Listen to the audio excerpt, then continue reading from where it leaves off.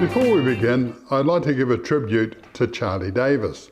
Charlie was a life member of the West Otago Vintage Club, and I think he was there when it all started. He was also a member of the Dancing Tractors group, and we saw the dancing tractors at various events around the country. And every time we went to Tapanui, Charlie hosted us. So here's to Charlie. Good on you, mate. Rest in peace.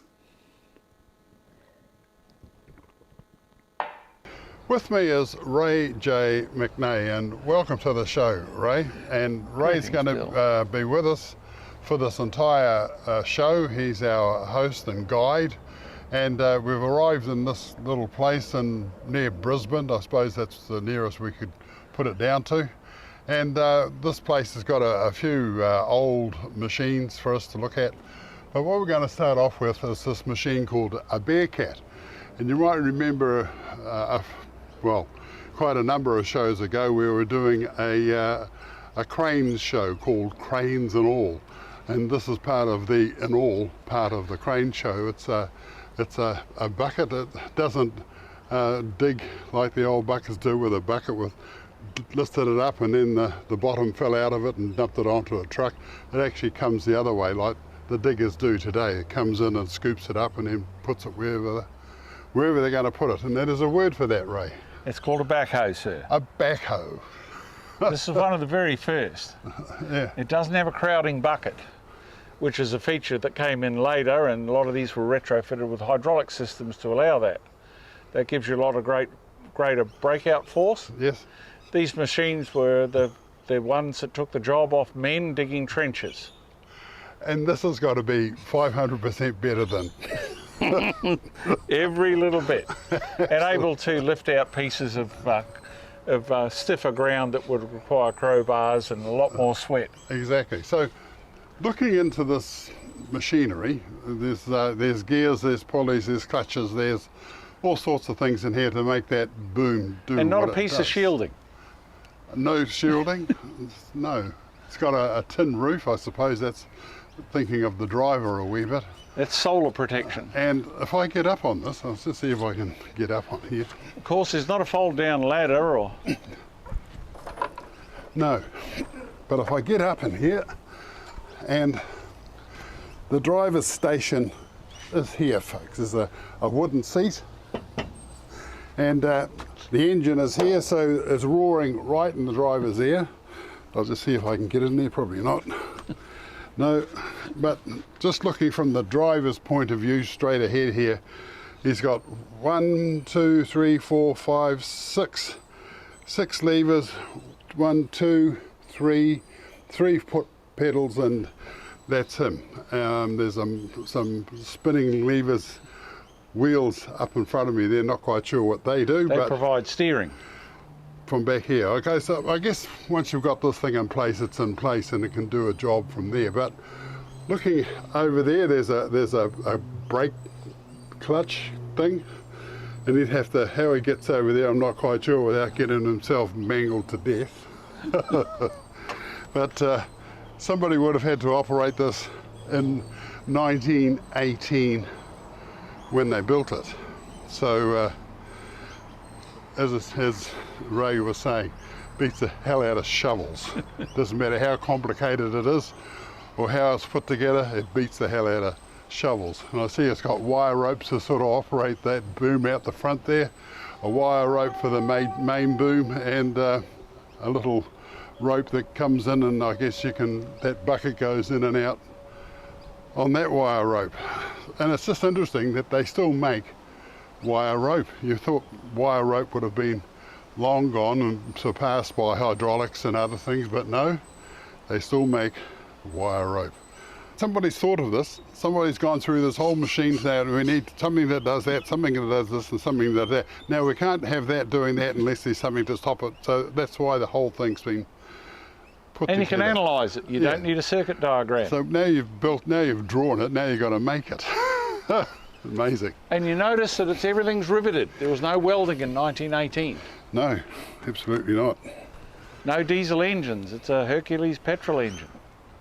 with a magneto. Because they weren't distributors. Hercules went into Diamond Tees and other trucks, and Very popular vendor. if you bought enough of them, they would put your logo on the manifold, young Hercules. So, yeah, amazing. Well, there you go, folks. This is called a Bearcat. It's a piece of Australian history. It was built in Ohio in America by the Bears Machine Company. The Bears Machine Company. What these machines did was they trenched and allowed sewers and provided health for a growing nation.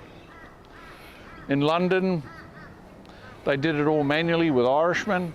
The Americans, no, they mechanised. Everything was done with machines. This Bearcat, that was the first machine that started laying sewers and gave health to America. Amazing, absolutely amazing. On the same property, they've got this old AEC Matador. And AEC was a popular engineering company back in the day, and they made buses, they made trucks, they made all sorts of things. But I think they had an association also with Gardner engines, Ray. Yeah, I believe you're correct. AEC made their own engines, but a lot of the vehicles that we've looked at over the years who had an AEC have had a Gardner engine in it, and I think the 5-cylinder diesel was a popular one. And I think having odd number cylinders, they're easier to tune than even number cylinders. Have you heard that, Ray? That's correct. 3 and 5 balance better mathematically. That's interesting, isn't it? Odd number. You wouldn't think so, but that's the way it is. But anyway, just having a look in this cab. First of all, this seat is hard up against as far as it will go. You can't do anything with it. It won't go up, it won't go down. And so if you've got a job driving this, I'd probably have to turn it down because the steering wheel is pressing right into my guts, and I doubt if I could probably turn it with where that is. However, having said that, it's also like AEC, they have a sort of an offset steering. So if I'm sitting here, the steering wheel isn't exactly in front of me, it's actually off to the side a wee bit. And there were trucks called a Nubian, which was a fire truck in Norfolk Island. Thornycroft made Nubians, and they too had a slightly off to the centre, off centre steering wheel, just like this one. It's got a great little dashboard, some gauges, and pretty much when you're sitting in the off-sided seat, it just looks like a great big box. It's got a gear stick comes straight up out of the floor, and like AEC's Leylands of this era, when you changed gear, it was first and then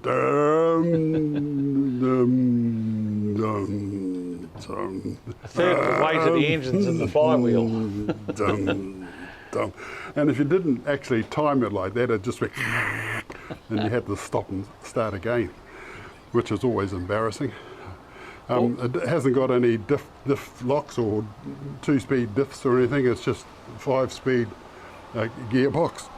Interesting looking diff on the back there. It's a worm wheel creation. Oh, okay. Worm and wheel, not a pinion and crown wheel as you'd get in a modern vehicle. Was originally assigned as a street sweeper in Sydney. Oh. Hence the wheelbase, and the maximum speed is 38 mile an hour. And the 9-litre diesel engine is really swinging at 38 mile an hour. So the 6 speeds are quite adequate. Yep. This truck actually, when it was decommissioned by the Sydney Council, was assigned to long distance work and ran Brisbane out of Sydney with a single axle 34-foot trailer hauling product. So it'd be at 38 miles an hour. At 38 mile an hour maximum. And that would only be achieved in very brief moments on the roads of the period. Yeah, I suppose if going up a hill, you'd have to boom, boom, boom, boom down to third. If not low. Really? Because there was not much intervention in those days, so if it fit, it shipped. Yeah, fair enough. So it looks a massive truck. I mean, to look at it, you think, wow, that's big and powerful, but it's not really. No. No, it would be less than 100 horsepower out of the 9-litre engine, very primitive engine. Wow. But in its period, it was diesel and it was reliable compared to the gasoline engines that we used. And I must say the people who have restored this have done an absolute wonderful job. Well, it looks absolutely stunning. Interesting Anyway. point, the cab was made by the agent. These were sent out as a cowl, what they called a cowl, Just the just engine to the fireboard. dash. Yep. And Hastings Deering, who were the AEC people at the period, they built the cab. As the plaque inside will attest. Yeah, yep. Later became Caterpillar dealers and very successful, rather studious, abandoning AEC for Caterpillar. Okay. I think AEC, when did I think they died at some stage along with Leyland and... Well, they were absorbed by Leyland. Yes. Originally safe manufacturers. Oh, okay. Really? That's got them into metalwork, and of course everyone jumped on the wagon building automotive stuff. Sure. Air brakes too, which was something quite innovative for the period. That's right, and I just see a little air brake lever just in here, and there's also got a little stop lever here, which means it pops up if there's not enough air, and when there is enough air, it just disappears, and you can carry on. But looking out this this window, it's got a bonnet that's sort of V-shaped, and so you look down the side of the mudguard. It's a lot like the Scammell.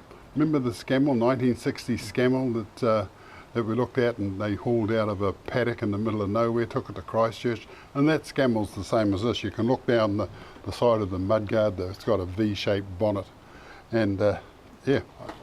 So, Interesting thing on this truck is the air compressor for the brakes is run off the transmission, not the engine.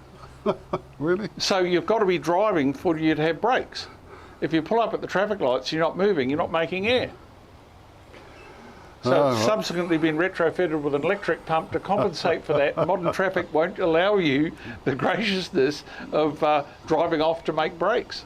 Good God. Anyway, there's the train off to nowhere, so we'll have a look at what's next. Well, here I am in the cafe, and it's just like going back to 1950. The chairs of the time, Formica I think it's all called, and the black and white floors. There's Elvis Presley over there, there's a jukebox over there, there's memorabilia behind me, that beautiful montage of cars behind me. There's even an old Dodgem. Remember the Dodgems that they used to show? Boom, boom, boom. Wonderful. And I'm having a big breakfast. It's bacon and eggs. And so if you come here with your group to have a look at the museum, you can sit down and have a wonderful meal before you even start. So look at that. Bacon and eggs, sausages, tomatoes, toast, mushrooms, the whole 9 yards. And a cup of tea to wash it all down. So there you go. When you come here, come and have a meal first and then enjoy yourself in the museum. Christmas isn't all that far away, and so if you're looking for a present for the truck driver or somebody interested in transport in your life, then my Talking Trucks book might be just the thing. So if you'd like a copy, just email me, billhohepper@extra.co.nz, and I'll take your details and I'll get a copy in the post to you. Now this book covers trucks basically heading back from about 1972 to the time they started making vehicles. So a good historical book, and tells you all about the New Zealand transport industry up until about 1972.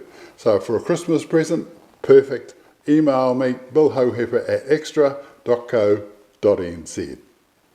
Just very quickly, in the back of this shed we've got this old roller, road roller, and in the 1920s, 30s, this was when this machine's time, and before this they had steam rollers, and so it had a steam engine to make it all go, but it rolled the roads and what have you, and for some reason the word steamroller has been associated with road rollers ever since. And so just going down the road, you see a road roller working, you go, oh look, there's a steamroller.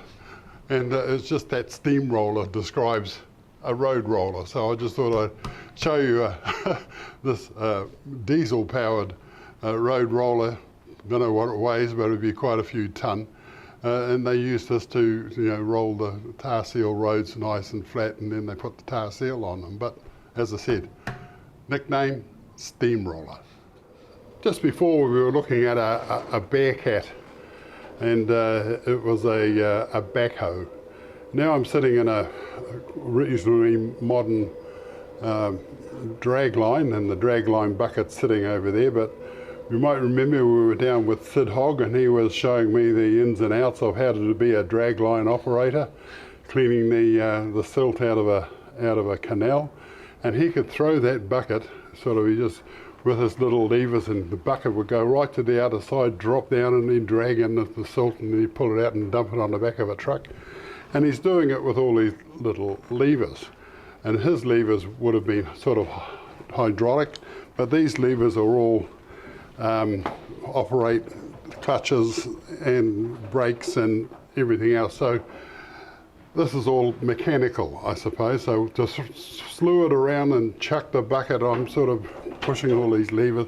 Bucket hit the door, hit the floor, and then you pull some more levers and you drag the bucket back up, and then you swing it around and dump the material in a pile or on the back of a truck, and off you go again. But comparing this to the Bearcat, this is absolute luxury. I'm sitting on a very fancy seat, but normally this would have a steel seat, like an old tractor seat, to sit in for the day, and some of them just have what looked like a bicycle seat, just a little bicycle seat to sit on and operate your drag line. And so this machine is called a Ruston Bucyrus, and if you're sort of standing beside one, a lot of guys said rusting beside us was the nickname for these machines. But anyway, I'm just comparing this to the Bearcat and just saying absolute luxury in comparison.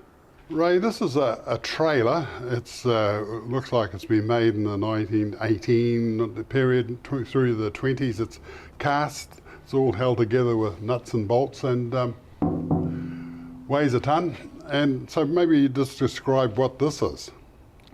This is before dump trucks, before they had any method to dump. It's a belly dumper. A little hard to see. There's all winches and cables, and the bottom doors open up, allow the material to fall through. Early machines like the dragline would load this, be pulled by a tractor, maybe a team of them. There's a hand winch on the back to close the doors back up again, but you just load it with gravel, take it to the site, open the doors, it falls straight out the bottom, and on you go. So he'll be moving while it's all falling out, sure. Keeps it relatively smooth. But just at a glance, this actually looks quite modern. You know, very much so. Yeah, but the odd thing about this, folks, is it's got tracks either side. So it runs on tracks, not wheels. And I doubt if they braked, are they? No. No, they're just free running tracks.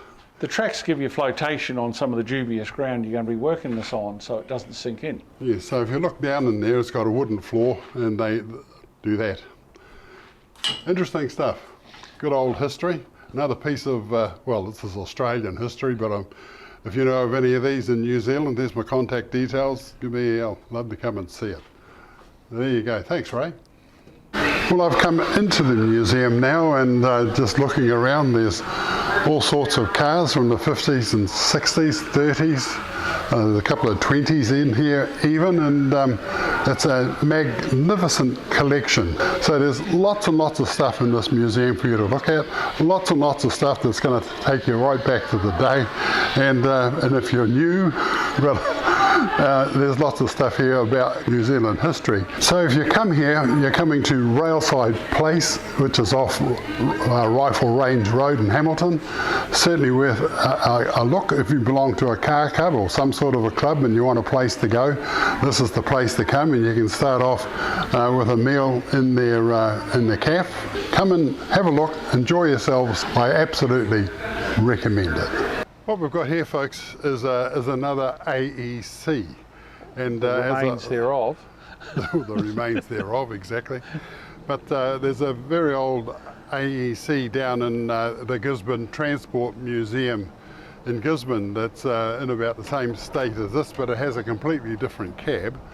And Ray, this is a local made cab. This would have just come as... colonially built, they call it. Yeah. And it's obviously made of, they've cut it all out and made it to fit. Well, it would have come in as a scuttle, so it would have had this piece here and the dash.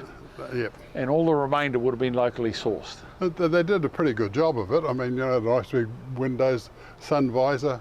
Yeah. What sort of work would this have been on the road train business at the time? Or? I imagine it could have been. It's had a turntable on it looking at the corrosion. Yeah, yeah. A mechanical detective, I'm looking at all the remains and scars it's endured. And it's got a speed stripe. Indeed, that would help. That makes it go faster, of course. Painted yellow, not red. Although there is red here and it looks like the yellow's been painted over it, but who knows. But anyway, it's just another example of history. Late 40s, early 50s, this would have been in use, and it would have looked absolutely spectacular when it was brand new, and it would have worked its butt off for 12, 13 years, and then ended up in here, and it's just deteriorated as time goes by. Now, if you go up past Whangarei to Kamo, on the right-hand side in a paddock, there's an AEC looking very dead. When I looked at it about 20 years ago, it was fine, it was restorable, but now it's just sort of just collapsed into rust. But anyway, Ray? Here's an interesting feature. They use springs for the radiator. We use fins today, and this is an early attempt. Very effective radiator. The tube transfers the heat to the springs, which has a lot more area. And there you go. It's radiating through all these little springs wrapped around the tubes. Still right? In use today in a number of industries. But an interesting radiator. Nothing like you'd get in your Toyota. It's all big cast tanks and bolts together, braced, of course, against and isolated in these mounts. But quite an interesting engineering feat in itself. You might remember, folks, we were looking at the Scammell that worked on the wharf down in New Plymouth, and it too had a...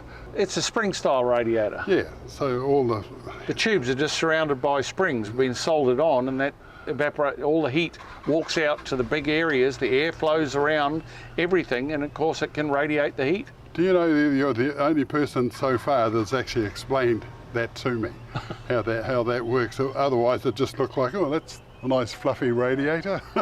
Well, now I know the purpose only in the of it. 1980s, Leader were using them in their heavy haul trucks because they're a very efficient radiator. Wow. Yeah. But we get so impressed with our technology, we forget simple things that work really well, and this is one of them. Wow.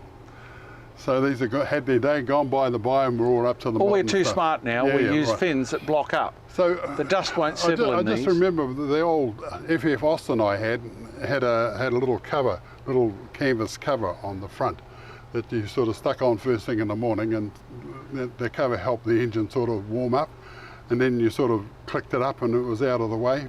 Manual thermostat. And then some of the modern trucks had the little louvers out the front that the computer says you're hot, the louver's open.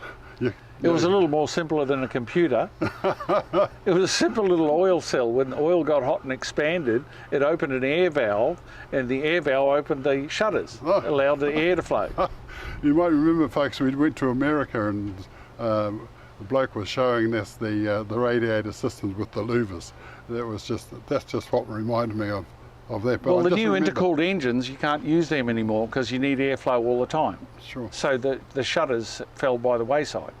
Yes, and lots, like you look at a modern truck today, it drives itself practically. I rely on that fact. These things are sort of 6-speed, yes. Slow as hell. Yeah, very hands-on. Yeah, so that's why a lot of guys are deaf, because that big engines are sitting right beside them. And this all going in this here, so they're deafer in their left ear than Don't talk on the right side, I can't hear you. Sorry? What? Here's something we don't see very often in modern trucks. This is your control centre. It's a CAV product. They were featured on the Vickers-Vigor bulldozers, and Atkinson's used them, all these English things. You see, we're trapped in a little cockpit here with a parking brake on one side and a frantically used gear lever on the other, and various controls in the middle there to terrify you. But right behind you, we have a starter button, all your controllers for your generator, and all your fuses and links were beside you and behind you in this little box. It usually covered up, but there's something you won't see in anything else in British vehicles of the period. Wow. It looks like he's changed that gear lever so often that he's worn the top off it. Yeah. But typical, British, they pull that handbrake on. It's now here, and you've got to climb over the bloody thing to get out, And chances are you'd end up on your noggin with your feet still in the cab. Yeah, asking for some help. Help. Well, these trucks used to run where there were no bridges too. So you'd rush as fast as you can to get to the next barge to get across a river, and no sleep and hurtling along at 25 mile an hour with 35 tonne, and this poor old AEC bellowing away, and you're trying to get to the barge before he knocked off and went home to have a beer so you could get across to the next barge. And as I say, that engine screaming its head off right beside you. Awesome. Absolutely.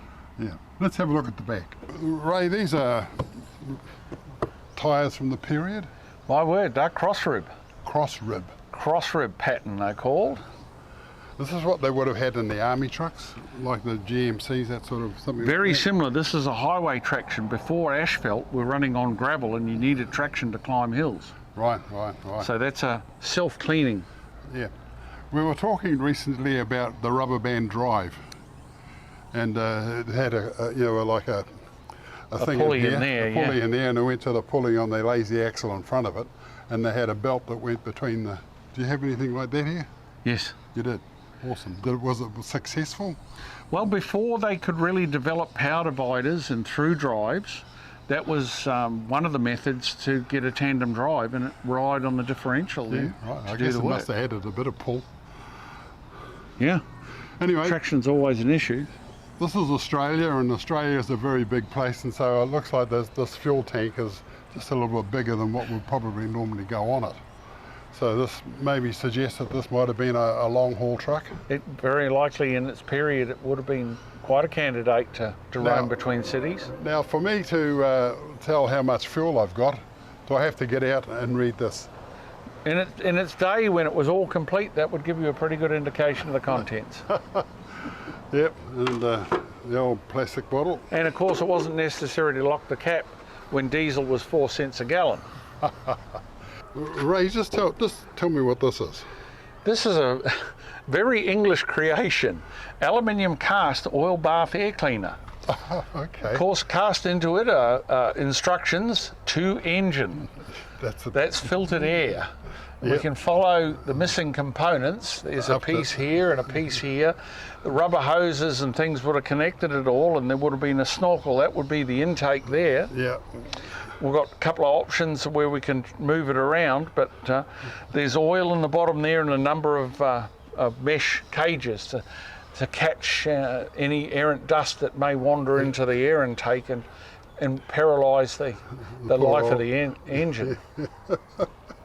Well, there you go. Somebody's thinking the whole time, but as I was saying, AEC, that was a pretty prominent truck manufacturing company back in the time. As I said, they also made buses, and we've seen quite a number of them in our travels. AEC started making safes. They were a big safe maker. Right. Of course, robbing a bank you come up against AEC technology. Oh.